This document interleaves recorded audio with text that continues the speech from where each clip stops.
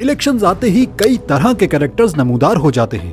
पैराशूटर्स, ये वो कैंडिडेट्स होते हैं जिनके जीतने तक लोग जानते ही नहीं कि ये आखिर हैं कौन, कहां से आए हैं, कब आए हैं, क्यों लाए गए हैं, मगर ये पैसा खूब फेंकते हैं और इलेक्शन वाले दिन सब तमाशा देखते रह जाते हैं जबकि ये जीत कर हम पर मुसल्लत हो जाते हैं। इलेक्टेबल्स, जिन्हें उर्फे आम में लोटे कहा जाता है, इनका तरीका वारदात ये होता है कि ये मफादात समेटने के लिए पार्टियां बदलते रहते हैं। इनकी मिसाल सूरजमुखी के फूल की तरह होती है कि जहां सूरज का रुख होता है इन सब का रुख भी वहीं मुड़ जाता है। इनका कोई नजरिया होता है और ना ही किरदार, हमेशा अपने मफादात और जमीर की खातिर पार्टी बदल देते हैं। विन विन फैमिली, अगर एक घर में 4 भाई हैं तो वो अपने मफादात के तहफ़्फ़ुज़ के लिए अलग अलग किसी न किसी जमात में होंगे और इनमें से जो भी जीत जाए वो सब भाइयों के मफादात का तहफ़्फ़ुज़ करता रहे।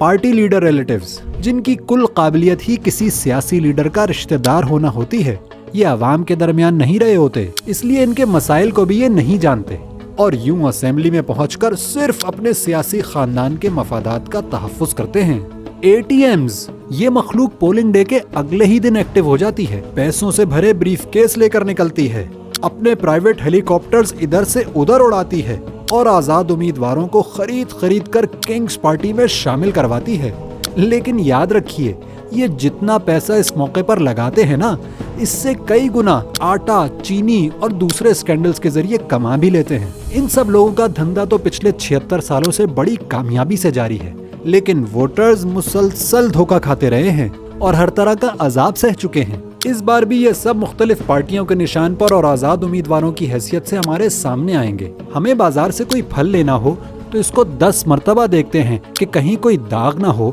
सड़ा हुआ ना हो, कहीं से दबा हुआ ना हो और इसके बाद थपक के इसको खूब अच्छी तरह चेक करके ही वो फल खरीदते हैं। लेकिन बदकिस्मती से जब मुल्क के मामला चलाने की जिम्मेदारी सुपुर्द करने का मरहला आता है तो फिर हम इंतहाई नासमझी का सबूत देते हुए चुन चुन कर करप्ट, नाअहल, धोखेबाज, फ्रॉडिये और शातिर लोग अपने ऊपर मुसल्लत कर लेते हैं। इसलिए इस बार धोखा खाने के बजाय ऐसे लोगों को वोट दें जो दयानतदार हों, जो आम कारकुन के तौर पर सियासत का आगाज करके स्ट्रगल करके ऊपर आए हों, जिन्होंने जब जब मौका मिला हो अवाम की खिदमत की हो, जो खौफ से डरने वाले या पैसे की खातिर बिकने वाले ना हों, जो सियासत को बिजनेस नहीं इबादत समझकर करते हो।